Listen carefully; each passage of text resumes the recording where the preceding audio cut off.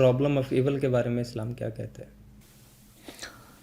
Problem of evil کے بارے میں قرآن مجید یہ کہتا ہے کہ اللہ تعالیٰ نے اسکیم یہ بنائی ہے کہ لیبلوکم، میں نے موت بھی بنائی ہے اور زندگی بھی بنائی ہے، لیبلوکم ایکم احسن عملا، کہ میں تمہیں آزماؤں کہ تم میں سے کون اچھے عمل کرتا ہے۔ مشکلات اللہ تعالیٰ نے اس لیے بنائی ہیں، قرآن میں اشارہ کیا ہے کہ یہ ہمارے اندر کے خرابیوں کو زائل کرتی ہیں، ہمارے دل کے روگ صاف کرتی ہیں، ہمارے اندر اعلیٰ و صاف پیدا کرتی ہیں، ہمارے لیے آگے بڑھنے کے راستے کھولتی ہیں۔ میں اس کی مثال دیا کرتا ہوں کہ ہمارے پاؤں جانوروں جیسے نہیں بنائے، نرم نازک بنا دیے ہیں۔ اس میں کانٹے چبھنے سے ہم نے کیا کچھ بنایا ہے۔ پہلے ہم نے جوتے بنائے، کھڑاویں کہہ لیجیے، پہلے ہم نے کھڑاویں بنائی، پھر جوتے بنائے، پھر ہم نے اونٹوں اور گھوڑوں پر سفر کرنا سیکھا صرف پاؤں کو بچانے کے لیے۔ اس کے بعد ہم نے گاڑیاں بنائیں، جہاز بنائے۔ تو دنیا کی مشکلیں اس لیے رکھی گئی ہیں۔ بیماریاں دیکھیں، میں آپ کو یقین دلاتا ہوں کہ اگر بیماریاں نہ ہوتی تو ایوولوشن تھیوری بنتی نہ۔ اتنا میڈیسن میں اتنا ارتقا ہوا ہے، اتنی ترقی ہوئی ہے کہ ہم اعضاء کاٹتے ہیں، جوڑ لیتے ہیں، علاج کر لیتے ہیں، بڑی بڑی بیماریوں کا علاج کر لیتے ہیں۔ اور اس کے ساتھ ساتھ کیا ہوتا ہے، صرف یہ نہیں کہ سائنس میں ترقی ہو رہی ہے اور ہمارے علم میں ترقی ہو رہی ہے، بلکہ روزگار بھی۔ قرآن نے اس کو بیان کیا کہ قسمنا بینکم المعیشہ، ہم نے زندگی کو تمہارے بیچ میں تقسیم کر دیا ہے۔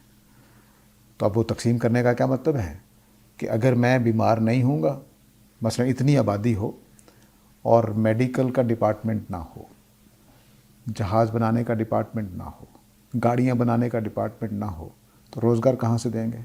ابھی آپ دیکھیے کہ صرف وہ آرٹیفیشل انٹیلیجنس آئی ہے تو کتنے نوجوان فارغ ہو گئے۔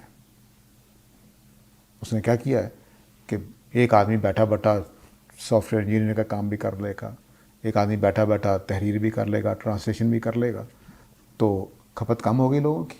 پاکستان میں خود میں کئی نوجوانوں سے واقف ہوں کہ جو آن لائن کام کرتے تھے وہ فارغ ہو گئے۔ تو ایک شعبہ کتنے لوگوں کو سنبھالے ہوئے ہوتا ہے۔ تو اللہ تعالیٰ نے اس کائنات کا نظام اس طرح سے بنایا ہے کہ ہر چیز آپ کے لیے روزگار کے مواقع فراہم کر رہی ہے، آپ کے لیے علم کے آگے بڑھنے کے مواقع فراہم کر رہی ہے۔ اب دیکھیے کہ اگر یہ ساری چیزیں نہ ہوتی، بیماریاں نہ ہوتیں اور ضرورتیں ہماری نہ ہوتیں، تو ہم علم بھی کبھی نہ سیکھتے۔ مجھے بتائیے کہ شکار کرنا، اگر کھانا پکا پکایا مل جاتا ہے انسانوں کو، تو کیا وہ شکار کرنا سیکھتا، کھیتی باڑی سیکھتا؟ تو اس لیے اعتراض کرنے والے پوری چیز پر غور ہی نہیں کرتے اور کہتے problem of evil, problem of evil سب سے بڑی نعمت ہے اس دنیا کی، سب سے بڑی نعمت ہے۔ اسی سے یہ سارا کارخانہ چل رہا ہے، اسی سے یہ علم اور فضل کے کمالات ہو رہے ہیں۔ یہ چھوٹی چیز نہیں ہے۔ اور جب ہم دوسرے ایول کی طرف آ جائیے، اب جو قتل ہو رہے ہیں، جو زنا ہو رہے ہیں، جو جنگیں ہو رہی ہیں، وہ انسانوں کی اپنی آزادی سے ہو رہے ہیں۔